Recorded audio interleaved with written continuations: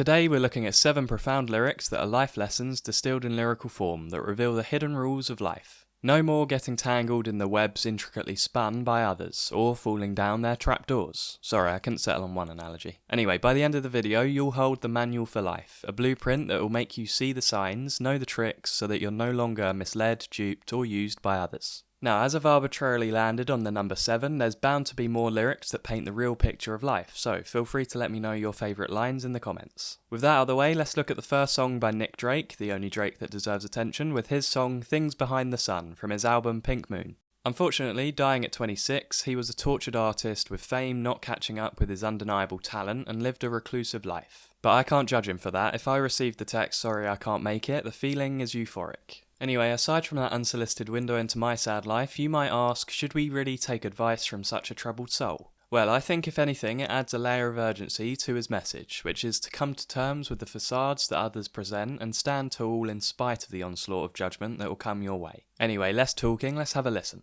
But please beware of them that stare, they'll only smile to see you worry time away. And once you've seen what they have been to, when the earth just won't seem worth the night or the day. With this, Nick's warning us to watch out for the wolves in sheep's clothing, who smile in the presence of your company, but behind your back are actually judging your lifestyle, staring at you with contempt. Nick's fed up with being judged by these people and chooses to live a reclusive life as a means to distance himself from their negativity. A lot of his lyrics speak to this outsider's perspective, resenting the members of the crowd who would hide behind facades and do whatever it takes to get on top. He can't unsee what he's seen, what these people have done to win the earth, as he puts it, and so he concludes that it's not worth his night or day. Life's unfair, so what's the point? That nihilism escalated fast, right? Well, fortunately, Nick offers us a motivational lifeboat in the second verse, so we don't drown in nihilistic waters. And open wide the hymns you hide, you find renown while people frown. Things that you say, or say what you say.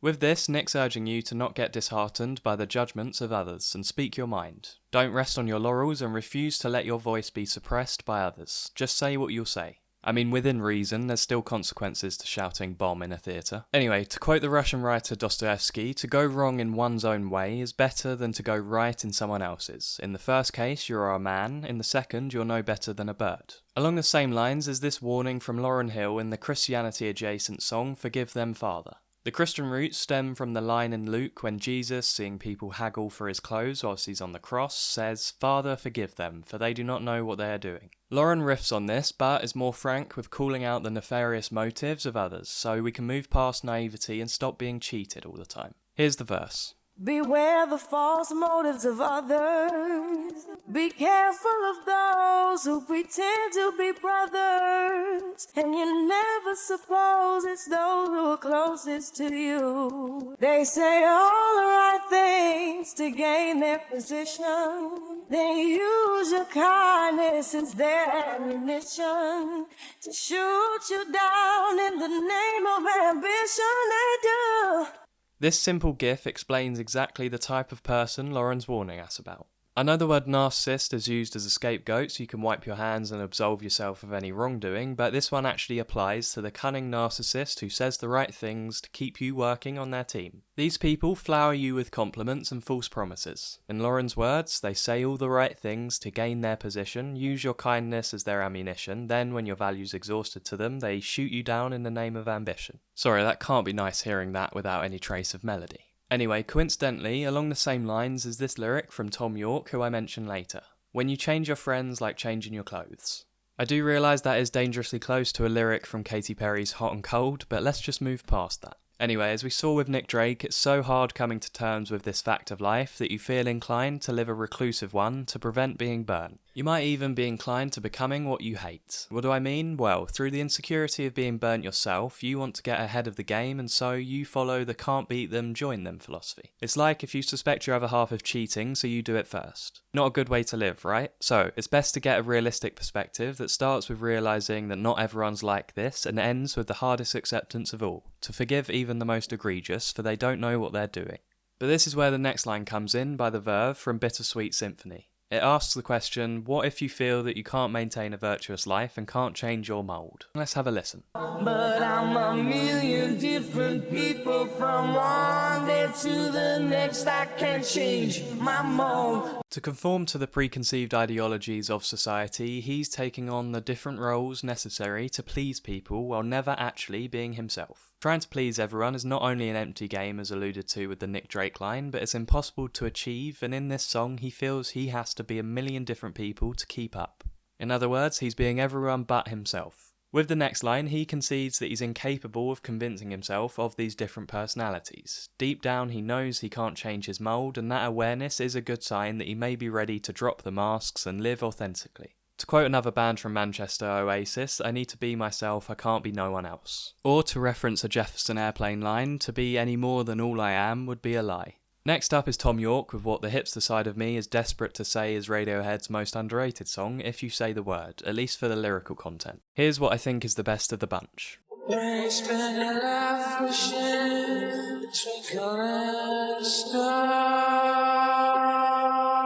When you forget how lucky you are. At first glance it does give off Disney vibes with the wishing a twinkling star, but I swear there is more to it. Not to overuse Nick Drake as a case study, but in his case it seemed like chasing fame was driving him crazy and he couldn't appreciate how lucky he was to even exist. If we see someone else has what we want, whether it's money, fame or status, it's like we're back on the playground where we're jealous of the rich kid's new scooter. Oddly specific example aside, and back to the lyric, if we spend our life always wishing for more, we'll live a life that filters out the beauty and never be satisfied. It's arguably even harder to not wish for more in our increasingly commodified society where we can't watch a 2-minute video without an ad about a car that claims to cure happiness. That's why we need perspective. Now, I'm compelled to mention another philosopher, Albert Camus here, sorry not sorry, but he would say the best course of action is to zoom out and realise how many people there are and how little you are in comparison.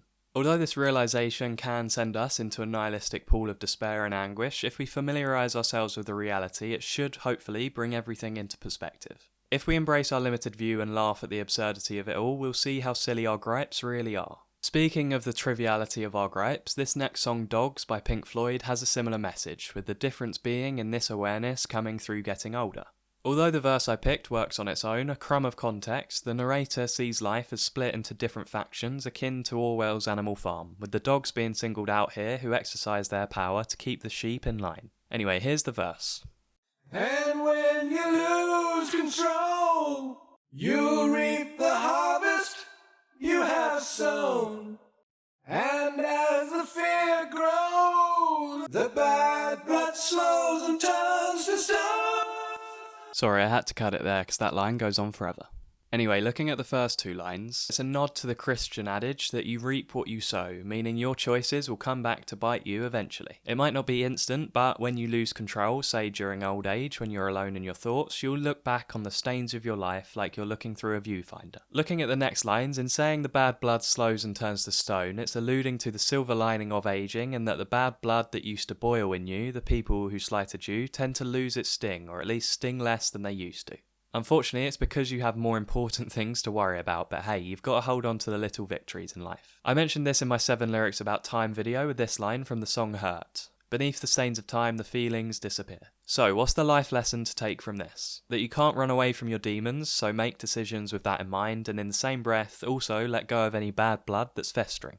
Next up is the quiet Beatle George Harrison with the song I Me Mine that's about the self-delusion that we get when our egos are inflated, something he was noticing in the microcosmic scale in his band. Have a listen. No one's frightened of playing it, everyone's saying it, flowing more freely than wine. All through your life, I Me Mine.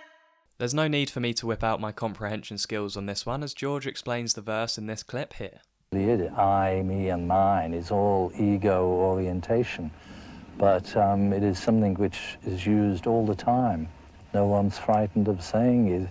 Everyone's playing it, coming on strong all the time. All through your life, I, me, mine. Moving to the final lyric, I thought I'd leave you with a simple line that works best without over-analysing it to death. It's from the Simon and Garfunkel song, The Boxer. All lies and jest, still the man hears what he wants to hear and disregards the rest. We're professionals at doing this, I mean at least I am, cherry-picking the right information to reach our own conclusions and feigning amnesia and claiming we're innocent of any wrongdoing if we get called out. To quote Albert Camus one final time, we're all exceptional cases. We all want to appeal against something. Each of us insists on being innocent at all costs, even if he has to accuse the whole human race and heaven itself. Anyway, I'll leave it there as I think I might have overstayed my welcome. Thanks for watching, and if you want to see any of my other lyric breakdowns, check out this playlist here. See you next time.